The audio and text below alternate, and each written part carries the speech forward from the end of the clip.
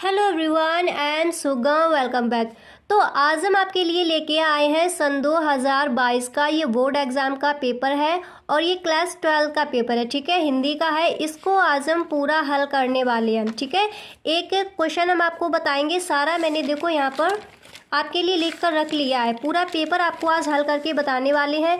और अगर आपको ऐसे ही मॉडल पेपर या फिर किसी और सब्जेक्ट के पेपर चाहिए पूरा हल किया हुआ, तो आप कमेंट बॉक्स में ज़रूर बताएं। ठीक है, तो चलिए इस पेपर को पहले हम हल कर लेते हैं।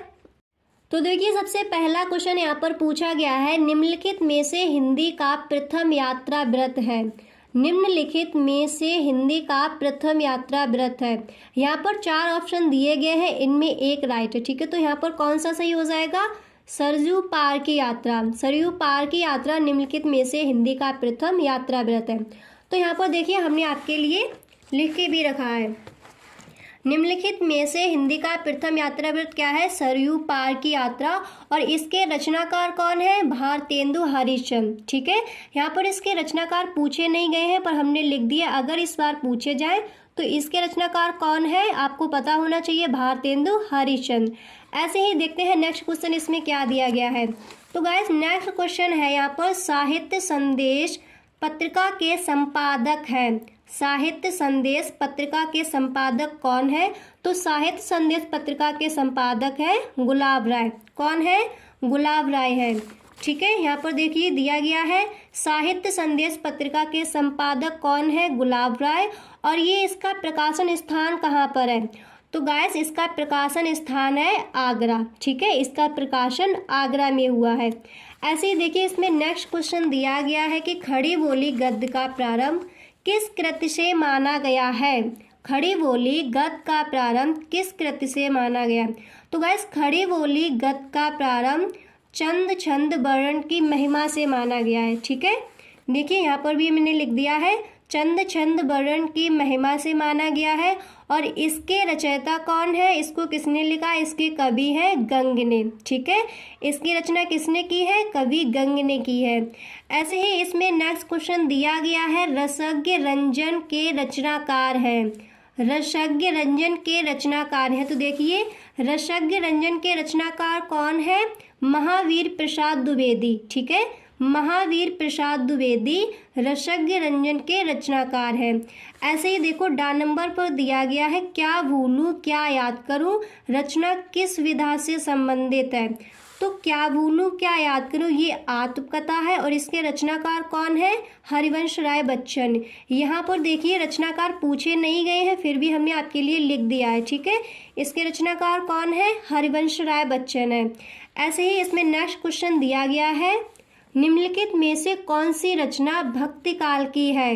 निम्नलिखित में से कौन सी रचना भक्ति काल की है? द्वापर, सूर्य सारावली, प्रिय प्रवास या फिर इनमें से कोई नहीं?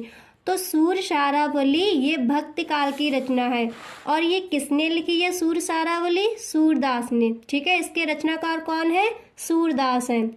ऐसे ही नेक्स्ट क्वेश्चन देखिए, यहाँ पर रामधारी सिंह दिनकर को ज्ञानपीठ पुरस्कार किस रचना पर प्राप्त हुआ? तो रामधारी सिंह दिनकर को किस रचना पर प्राप्त हुआ? यहाँ पर देखिए, उर्वशी। ठीक है, उर्वशी रचना पर इनको ज्ञानपीठ का पुरस्कार प्राप्त हुआ था। ठीक है, ऐसे ही इसमें नेक्स्ट क्वेश्चन दिया गया है, ऐसे ही गा नंबर पर पूछा गया है, रीत काल के किस कवि ने वीर रस की रचना की है? रीत काल के किस कवि ने वीर रस की रचना की है? तो देखिए, रीत काल के किस कवि ने वीर रस की रचना की? तो ये है भूषण। ठीक है, भूषण ने रीत काल के वीर रस की रचना की है। और यहाँ पर देखिए, ये उर्वशी है, ये वर्ष 1972 में इस काव्य की रचना की गई, इसलिए रामधारी सिंह दिनकर को ज्ञानपीठ पुरस्कार प्राप्त हुआ था। ठीक है, 1972 में। ठीक है, आपको ये सन याद रखनी है। ऐसे ही देखिए, नेक्स्ट क्वेश्चन यहाँ पर दिया गया है, कबीर बाड़ी के डिक्टेटर है कथन है। कबीर बाड़ी के डिक्टेटर है कथन है। तो देखिए, यहाँ पर हमने आपके लिए आंसर लिख कर रखा है, कबीर बाड़ी के डिक्टेटर है कथन इसमें कौन सा है?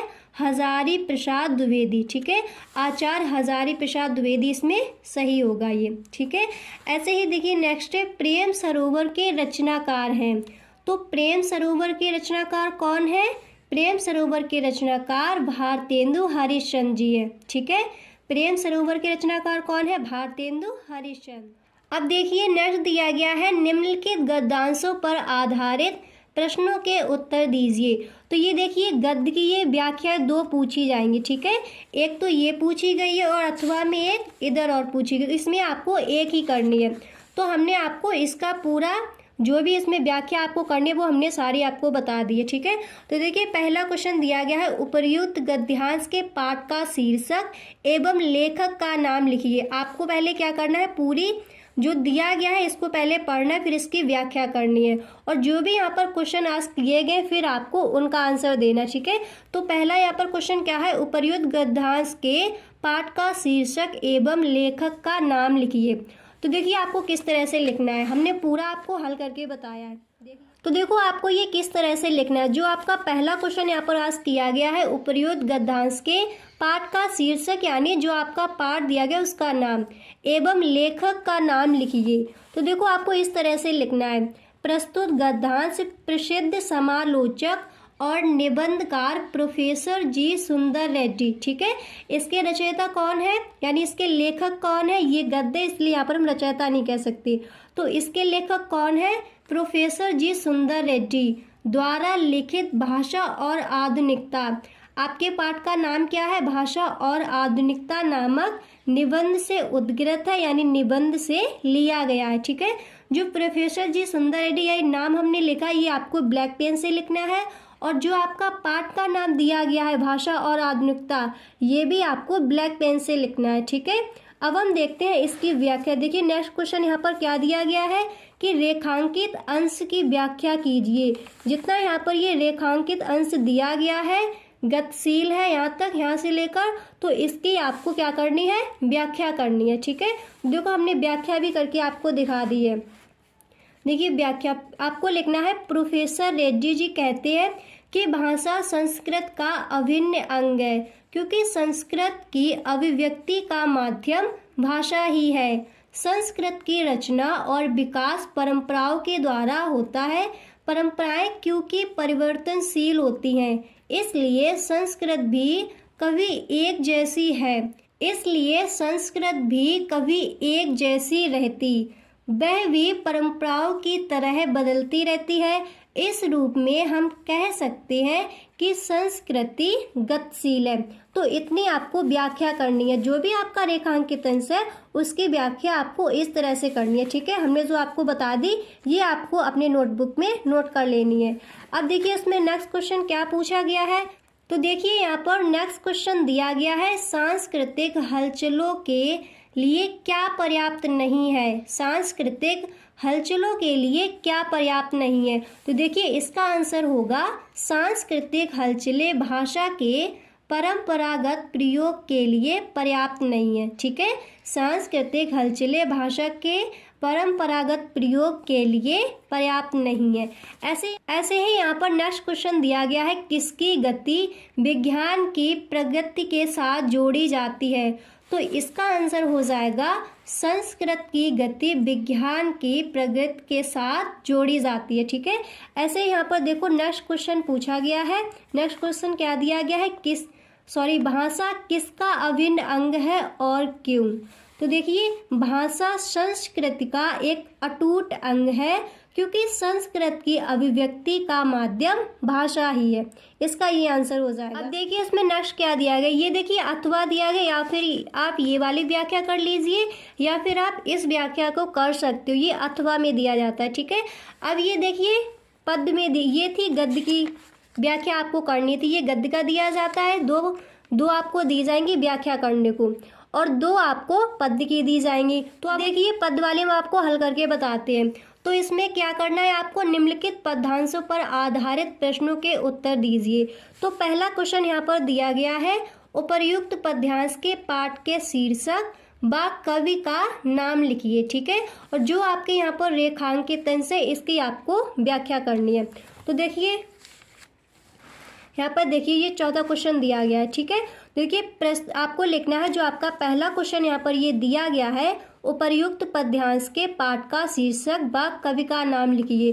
तो देखिए आपको इस तरह से लिखना है। प्रस्तुत पद्यांश द्विवेदी युग के प्रसिद्ध कवि अयोध्या सिंह उपाध्याय हरिओं द्वारा लिखित महाकाव्य प्रिय प्रवास। ठीक है, महाकाव्य प्रिय प्रवास, यहाँ पर आपको दिख नहीं रहा होगा, देखो आप सही दिख रहा होगा। ठीक है, प्रिय प्रवास से हमारी हिंदी की पाठ्य पुस्तक के काव्य भाग में संकलित पवन दूत का, ठीक है, ये कौन सा लेसन है आपका, पवन दूत का, पवन दूत का शीर्षक से उद्गृत है। तो जो आपका पहला क्वेश्चन यहाँ पर आज किया गया था उसका आंसर आपको इस तरह से देना है। ठीक है, जो आपका पहला क्वेश्चन है उपर्युक्त पद्यांश के पाठ का शीर्षक व कवि का नाम, तो हमने आपको बता दिया, आपको इस तरह से लिखना है। अब यहाँ पर देखिए नेक्स्ट क्वेश्चन दिया गया है, रेखांकित पंक्तियों की व्याख्या कीजिए।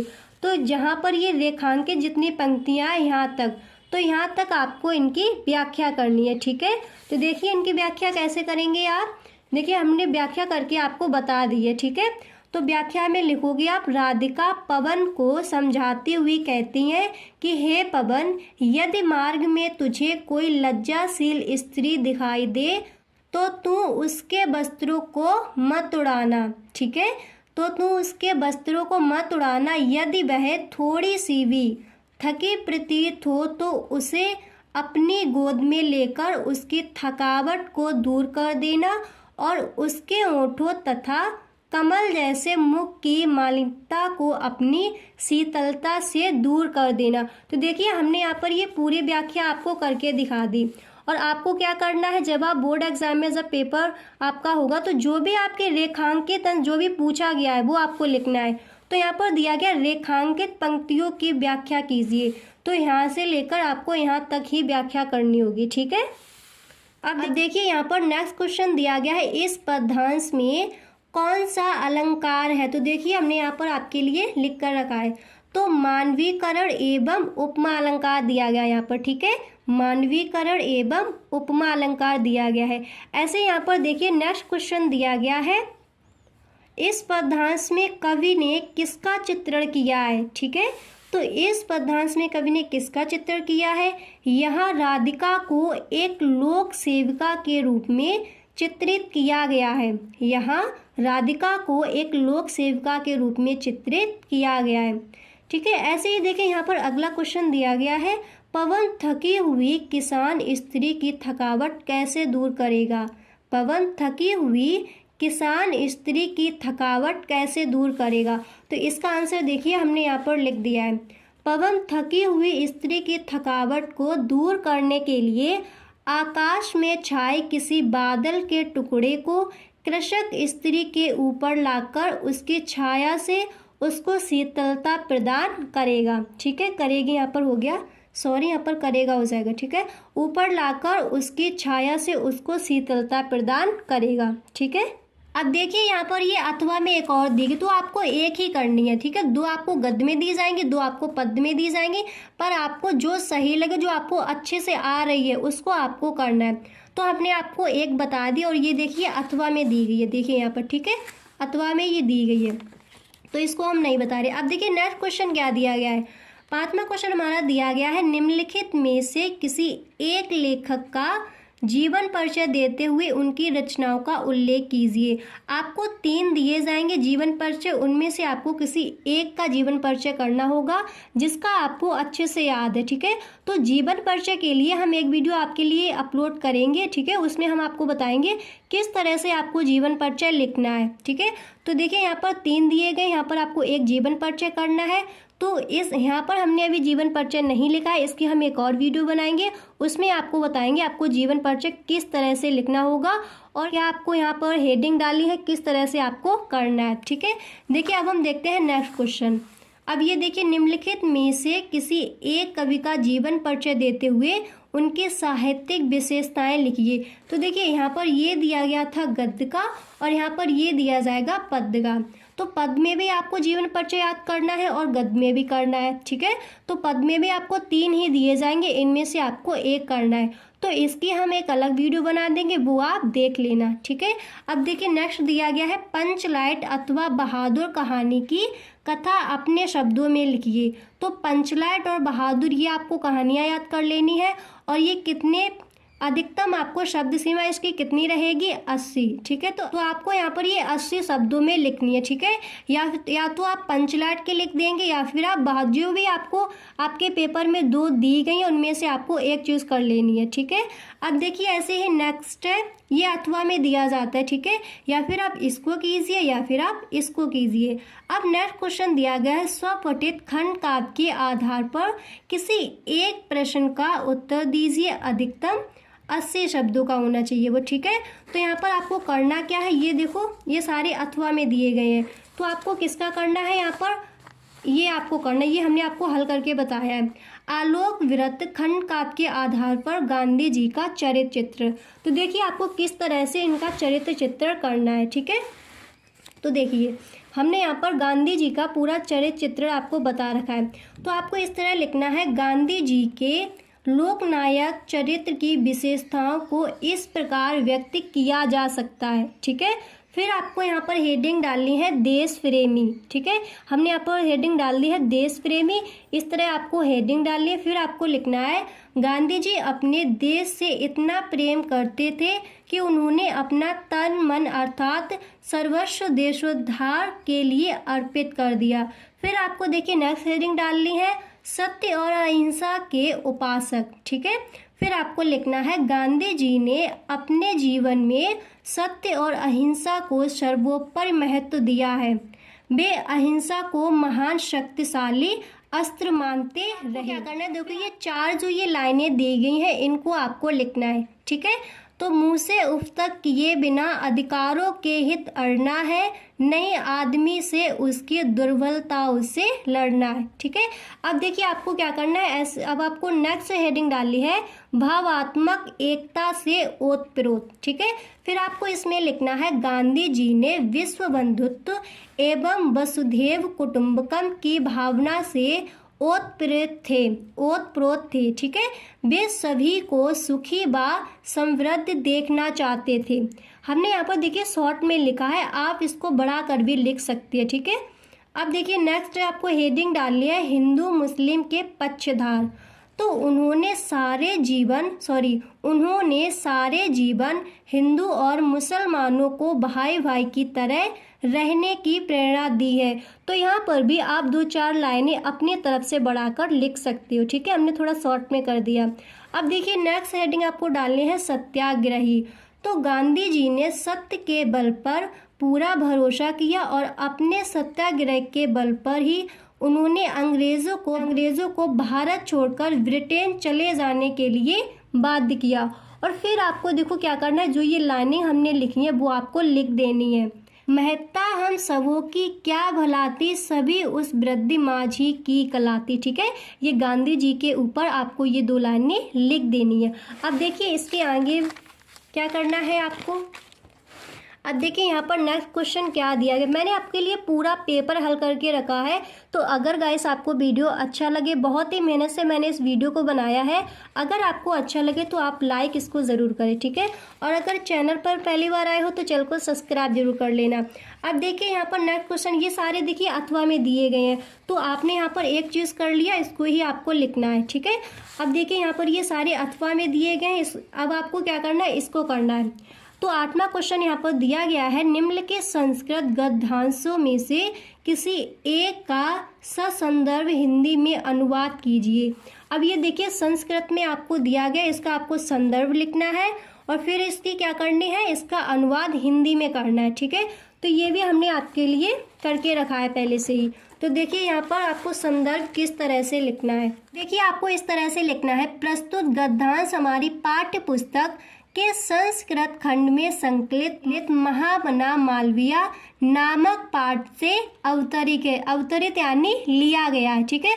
तो इस तरह से आपको ये संदर्भ लिखना है। फिर यहाँ पर देखो क्या कहा गया है, क्वेश्चन को देखो, इसका हिंदी में आपको अनुवाद करना है। जो भी आपकी ये व्याख्या दी गई है यहाँ से लेकर यहाँ तक आपको इसका हिंदी में अनुवाद करना है।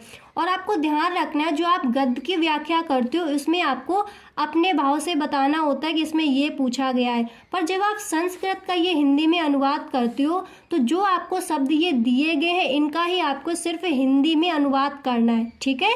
तो देखिए आप इसका किस तरह से अनुवाद करोगे, मैंने सारा आपके लिए लिख कर रखा है। तो देखिए इसके हिंदी हम आपको बता रहे हैं। देखो इनका हिंदी, संस्कृत और अंग्रेजी पर समान अधिकार था। देखिए ये हिंदी आप अपनी कॉपी में नोट कर लीजिए, फिर आप इसको पढ़िए और फिर इस हिंदी को देखिए, ठीक है। ये इसका ही हमने हिंदी अनुवाद करके रखा है, ठीक है। तो इनका हिंदी, संस्कृत और अंग्रेजी पर समान अधिकार था।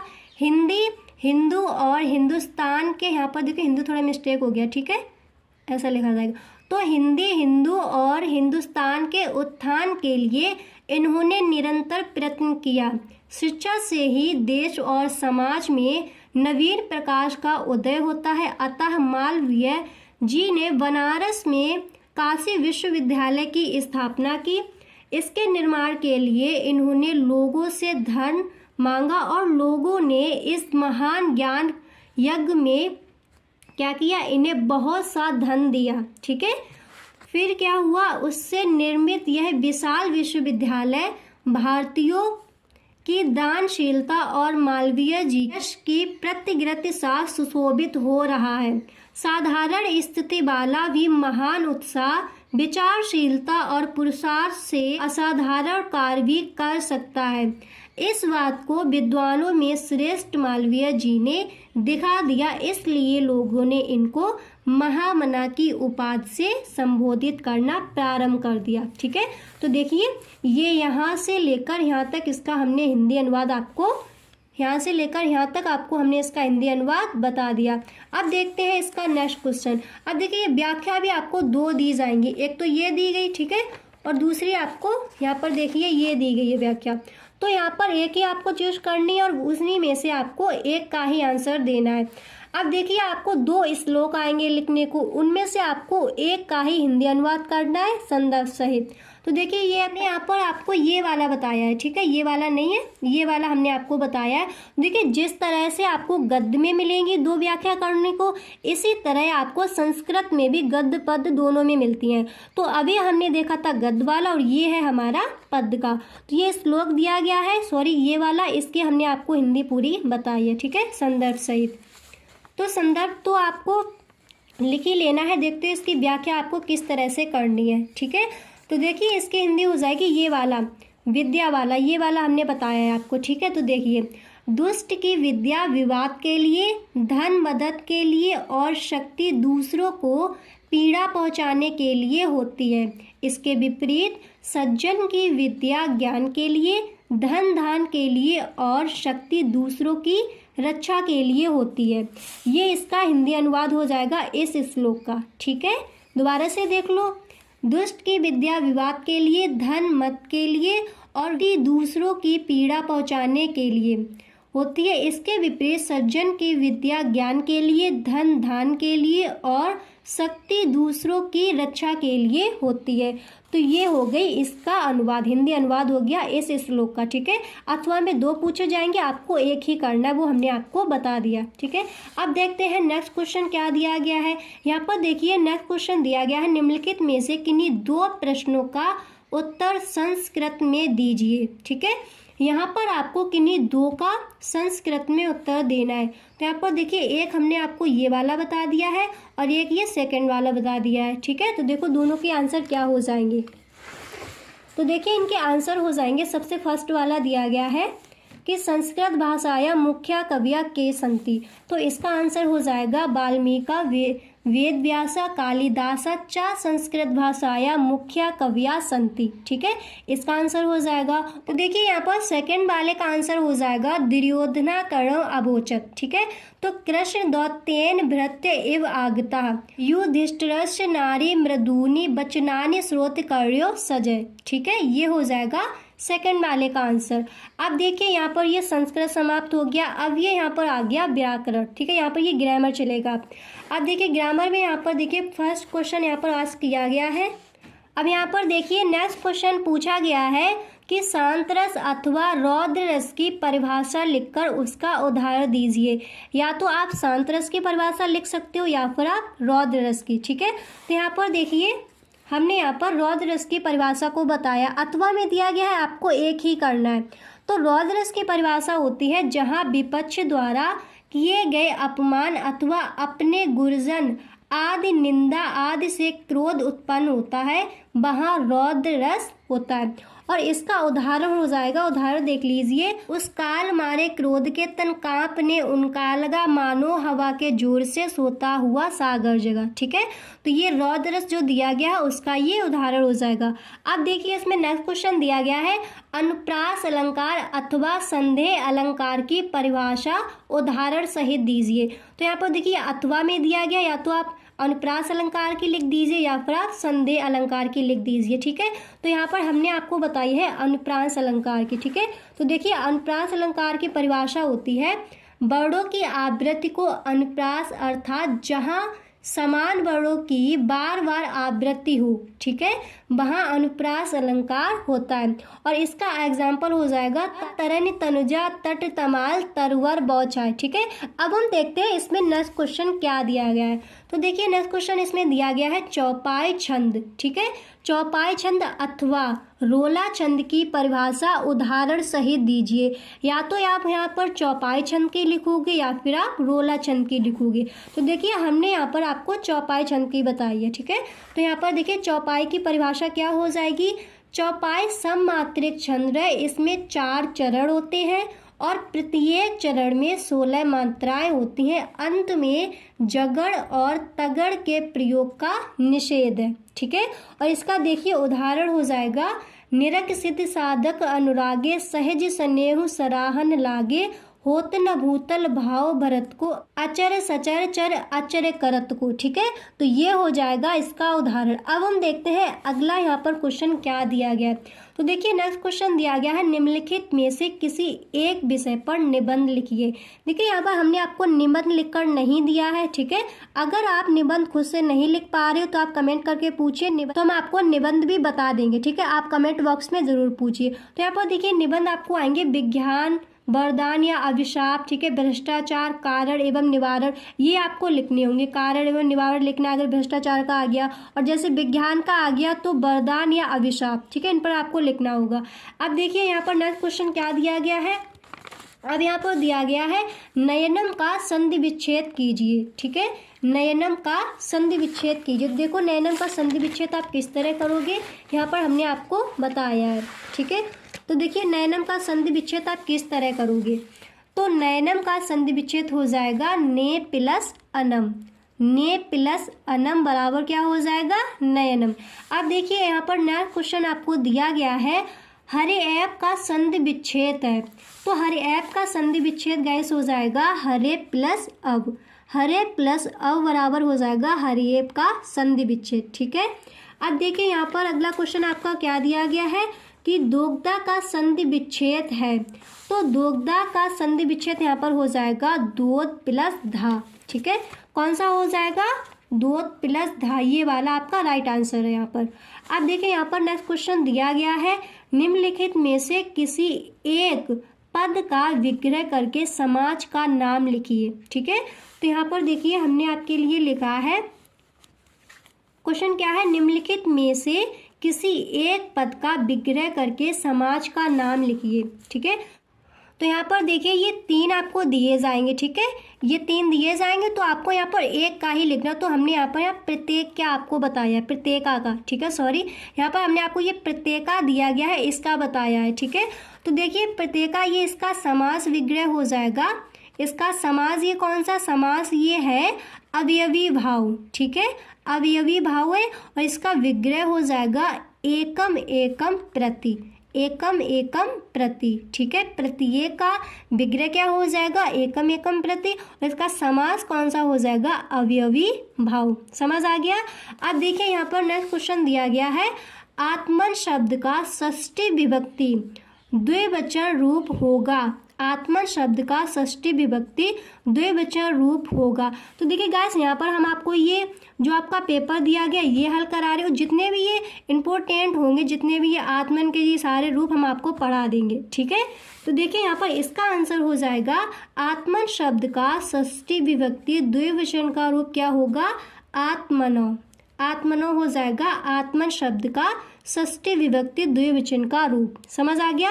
अब देखिए यहाँ पर गाइस नेक्स्ट क्वेश्चन आपको दिया गया है कि नामन शब्द का सप्तमी विभक्ति, ठीक है, विभक्ति कौन सी दी गई है, सप्तमी। नामन शब्द का सप्तमी विभक्ति बहुवचन का क्या रूप होगा, ठीक है, ये क्वेश्चन दिया गया है। तो देखिए इसका क्वेश्चन, इसका आंसर क्या हो जाएगा, तो इसका आंसर हो जाएगा नामन शब्द का सप्तमी विभक्ति बहुवचन का क्या रूप होगा, तो वो होगा नामसु, ठीक है, नामसु। ये हमने लिख दिया है होगा, तो वो हो जाएगा नामस। समझ आ गया। अब देखिए यहाँ पर आपका अगला क्वेश्चन दिया गया है कि स्था धातु में लोट लकार मध्यम पुरुष बहुवचन का रूप होगा। तो गाइस ये हो जाएगा तिष्ठत, ठीक है। स्था धातु में लोट लकार मध्यम पुरुष का बहुवचन क्या हो जाएगा, ये हो जाएगा तिष्ठत। अब यहाँ पर देखिए आपका नेक्स्ट क्वेश्चन दिया गया है अपिबम अथवा नयत का धातु लकार पुरुष तथा वचन लिखिए। तो देखो यहाँ पर अथवा लगा है, या फिर आप इसका लिखिए या फिर आप इसका लिखिए। तो हमने आपको नयत का बताया है, ठीक है। तो यहाँ पर आपको करना क्या है, धातु लकार पुरुष तथा वचन आपको बतानी है, ठीक है। तो देखिए यहाँ पर ये लकार कौन सा है, लोट लकार है, नयत का बता रहे हैं हम आपको, ठीक है। तो यहाँ पर ये लकार कौन सा है, लोट लकार, और ये धातु कौन सी है, नी धातु है, ठीक है। और यहाँ पर ये पुरुष कौन सा है, मध्यम पुरुष है। जो ये नयत है ये यहाँ पर इसका पुरुष मध्यम पुरुष है, और ये धातु नी है, लकार यहाँ पर लोट लगा दिया गया है। वचन कौन सा है, द्वितीय वचन है। यही देखो पूछा गया है क्वेश्चन में, ठीक है। धातु लकार पुरुष और वचन वो हमने आपको बता दिए। अब देखिए यहाँ पर नेक्स्ट क्वेश्चन दिया गया है निम्नलिखित में से किसी एक शब्द के धातु एवं प्रत्यय का योग स्पष्ट कीजिए। तो यहाँ पर देखिए आपको 3 दिए गए, इनमें से आपको एक ही करना है, ठीक है। तो हमने देखिए यहाँ पर आपको बताया है गता का, ठीक है, गता का बताया। देखिए यहाँ पर इसका आंसर क्या हो जाएगा, तो देखिए गता है तो इसकी धातु कौन सी है, गम धातु है, ठीक है, इसकी धातु गम है, और इसका प्रत्यय हो जाएगा क्वत, ठीक है, क्वत पुल्लिंग, ठीक है। अब देखिए यहाँ पर अगला क्वेश्चन दिया गया है निम्नलिखित में से किसी एक शब्द का संस्कृत प्रत्यय लिखिए। तो हमने यहाँ पर देखिए ये दिए गए आपको 3 है, हमने यहाँ पर आपको ये पीत्वा का बताया है, ठीक है। तो देखिए गाइस यहाँ पर पीत्वा का हो जाएगा, प्रत्यय हो जाएगा क्वत्वा, ठीक है। यहाँ पर यही पूछा गया है निम्नलिखित में से किसी एक शब्द का संस्कृत प्रत्यय लिखिए, सॉरी, ठीक है। यहाँ पर संस्कृत आपको प्रत्यय लिखना है, वो हमने आपको बता दिया, पीत्वा का क्या हो जाएगा, क्वत्वा। अब देखिए यहाँ पर आपका अगला क्वेश्चन दिया गया है कि रेखांकित पदों में से किसी एक पद में प्रयुक्त विभक्ति तथा संबंधित नियम का उल्लेख कीजिए, ठीक है गाइस। तो देखिए यहाँ पर आपका इसका आंसर हमने यहाँ पर इसका दिया है विद्यालय परतया उद्यान मस्ती, ठीक है। तो इसका हमने लिखा है, तो गाइस यहाँ पर इसका आंसर हो जाएगा परिता के योग में द्वितीय विभक्ति है यहाँ पर, ठीक है। देखिए यहाँ पर दिया गया है विद्यालयम परिता उद्यान मस्ती, और इसमें क्वेश्चन में पूछा गया है कि प्रयुक्त विभक्ति बतानी है और इससे संबंधित आपको नियम बताना है। तो देखिए ये विभक्ति कौन सी है, द्वितीय विभक्ति आपको पता है क्योंकि यहाँ पर परिता दिया गया है। ऐसे ये शब्द क्या आ गया, परिता, ठीक है। तो इसलिए यहाँ पर ये क्या हो जाएगा, इसमें देखिए यहाँ पर परिता दिया गया है, तो इसलिए इसका आंसर हो जाएगा परिता के योग में द्वितीय, ठीक है। अब देखिए अगला क्वेश्चन आपका दिया गया है निम्नलिखित में से किन्हीं 2 वाक्यों का आपको संस्कृत में अनुवाद करना है, ठीक है। तो ये वाक्यों का अनुवाद कर दिया क्योंकि यहाँ पर 2 ही पूछे गए हैं, ठीक है। तो देखिए हमने कर दिया है। तो देखिए गाइस हमने इसका बताया हमें सदा सत्य बोलना चाहिए, ये वेरी मोस्ट इम्पोर्टेंट है, ये कई बार पूछा गया है, इसको आपको रट लेना है, हमें सदा सत्य बोलना चाहिए। देखो इसको हम संस्कृत में बनाएंगे वयम सदा सत्यम वदेम, ठीक है, वयम सदा सत्यम वदेम, हमें सदा सत्य बोलना चाहिए। ऐसे ही नेक्स्ट है सड़क के दोनों ओर हरे वन है, सड़क के दोनों ओर हरे वन है।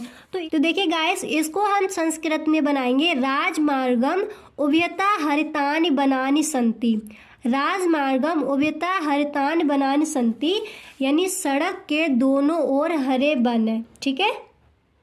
तो गाइस आज के लिए बस इतना ही, मिलते हैं नेक्स्ट वीडियो में। आई होप आपको वीडियो गाइस पसंद आया होगा। अगर आपको वीडियो पसंद आया है तो वीडियो को एक लाइक ज़रूर कर दे। हमने इस वीडियो को आपके लिए बनाया है, बहुत मेहनत भी की है इसमें। तो गाइस प्लीज़ अगर आपको वीडियो अच्छा लगा तो वीडियो को एक लाइक ज़रूर कर दे।